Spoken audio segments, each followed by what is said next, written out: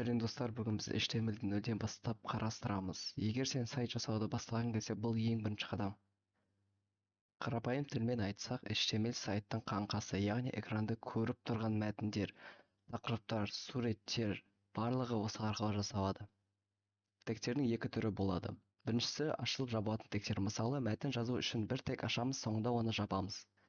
Екінші дара тегтер. Олар бірден жұмыс істейді, жабуды қажет етпейді. Тағы бір маңызды нәрсе тегтердің орналасуы.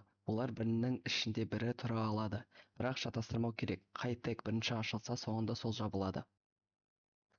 Енді атрибуттар туралы. Атрибут тегке қосымша ақпарат береді. Мысалы, тілін көрсету немесе басқа параметрлер қосу үшін қолданылады. Мысалы, HTML тегіндегі lang атрибуты бізге сайттың тілін көрсетуге арналған. Ал енді HTML құжат қалай құрылады? Ең басында браузерге бұл HTML деп айтатын арнайы жол болады. Ол doctype HTML деп аталады. Сосын негізгі HTML тегі келеді. Барлық код осының ішінде жазылады.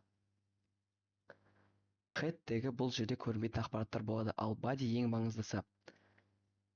Мұнда сайтта көрінетін барлық нәрсе орналасады. Бір сайтта бір ғана body бола алады. Бүгін біз HTML деген не екенін, тегтердің түрлерін, олардың қалай жұмыс істейтінін және HTML құжаттарының құрылымын үйрендік. Келесі видеода біз бірге орнатамыз. Visual Studio Code жүктеп алғашқы жобаны бастаймыз.